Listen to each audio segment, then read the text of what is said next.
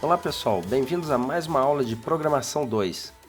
Nesta aula, vamos estudar as classes internas e como podemos criar subclasses e implementar interfaces utilizando classes internas anônimas.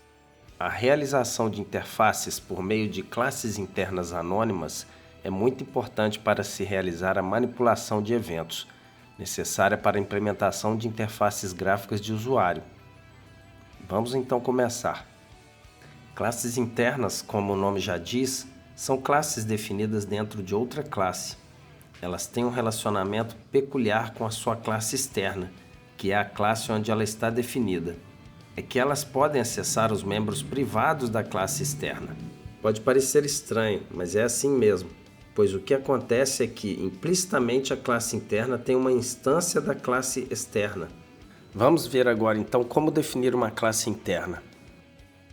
Após preparar os elementos básicos do nosso projeto, vamos codificar duas classes. Primeiramente, uma chamada classe externa e, em seguida, uma chamada classe interna, que é a classe que queremos estudar.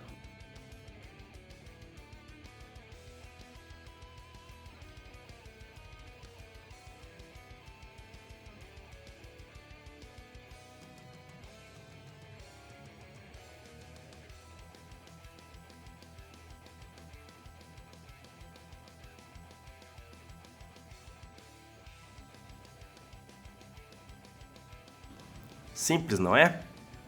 Perceba que temos uma classe externa, na qual definimos normalmente outra classe dentro desta, chamada classe interna. Além disso, a classe interna pode ter tudo que qualquer classe possa ter, como variáveis de instância, métodos, blocos de inicialização, herança, implementação, etc. Mas vale ressaltar que ela não pode definir membros estáticos, causará erro de compilação. A única forma de se fazer isso é tornando-a uma classe estática, o que faz com que ela deixe de ser uma classe interna comum.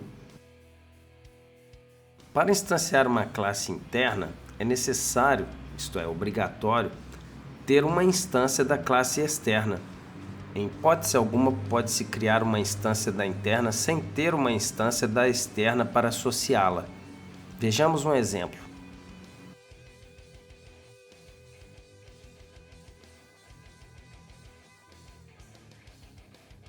Perceba que precisamos de uma instância da classe externa para poder instanciar a classe interna. Mas esse método, cria interna, ele já está definido no contexto de uma instância. Ele é um método não estático, ou seja, só poderá ser chamado a partir de uma instância da classe externa. Se for um método estático dentro da classe externa, devemos codificar da seguinte maneira.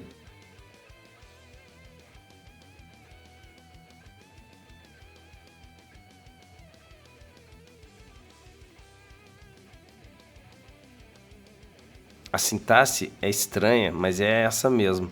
A gente criou uma instância da classe externa e, em seguida, uma instância da interna. E como podemos instanciar a classe interna a partir de outras classes da aplicação? Vamos ver um exemplo.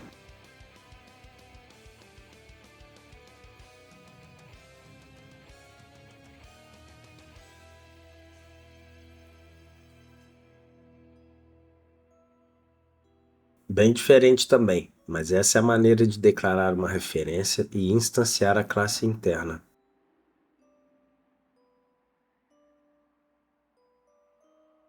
E finalizando essa parte, é importante ressaltar os modificadores permitidos nas classes internas, que são Public, Protected, o padrão, que é sem nenhum modificador, e o Private. E os não relacionados a acesso podemos usar Final e Abstract.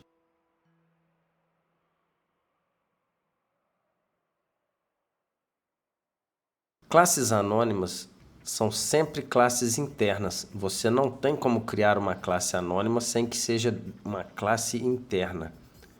Classe anônima nada mais é do que a herança de determinada classe em um local exclusivo, ou seja, apenas naquele determinado ponto, ou também a realização de uma interface num local exclusivo. Uma classe interna anônima pode ser criada da seguinte maneira. E para não esquecer, como as classes internas anônimas são herança de uma classe nomeada, precisaremos de uma classe base para podermos mostrar a criação de classes internas anônimas. E assim, para esse exemplo, criaremos a classe pessoa e também uma classe para colecionar referências para objetos da classe pessoa. Por meio desta coleção, instanciaremos 2 objetos de classes internas anônimas. O mesmo é válido para as interfaces. Antes de mostrar o exemplo da realização com uma classe interna anônima, teremos que criar uma interface.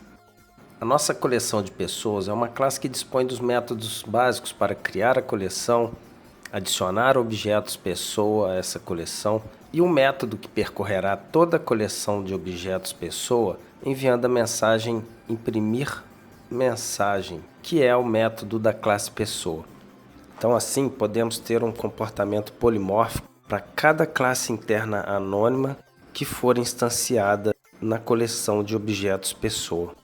O objetivo com esse exemplo é criar uma coleção de diferentes objetos de subclasses internas e anônimas da classe pessoa, que serão declaradas no ato de inserção na coleção de pessoas.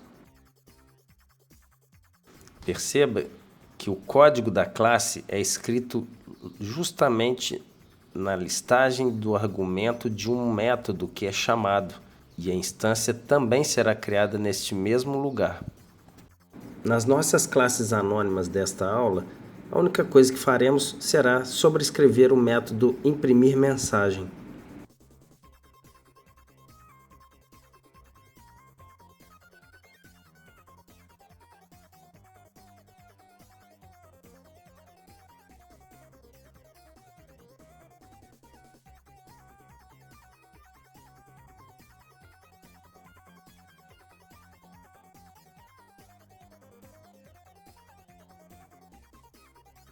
Basicamente, o que o nosso método main fez foi criar um objeto de coleção, inserir 2 instâncias de classes internas anônimas nessa coleção e agora, a partir de uma referência para a coleção, vamos mandar imprimir a mensagem de cada objeto inserido na coleção.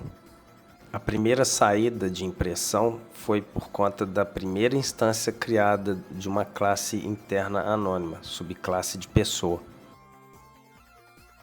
E a segunda impressão da saída da execução do main é a execução do método a partir da segunda instância da classe interna anônima.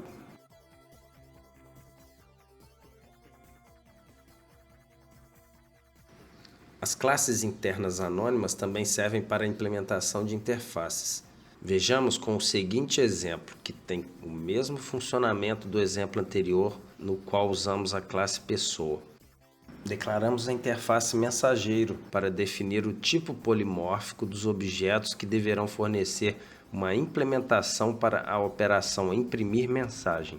A nossa classe para coleção de mensageiros é praticamente idêntica à classe de coleção de pessoas, só mudando o tipo dos objetos da coleção, de pessoa para mensageiro. No nosso código de teste, criamos uma coleção de objetos mensageiro, mas não temos nenhuma classe que realize a interface mensageiro até o momento. Porém, podemos declará-la anonimamente ao chamar o método que requer um argumento do tipo mensageiro e uma ação de instanciação do objeto que será fornecido como argumento. Portanto, o argumento se torna 1. A instanciação local de um objeto. 2. Juntamente com a declaração da classe desse objeto, sendo que essa classe é anônima e já é uma realização da interface mensageiro. Criamos 2 classes internas anônimas diferentes. Ambas estão realizando a mesma interface, mensageiro, seguindo o procedimento descrito anteriormente.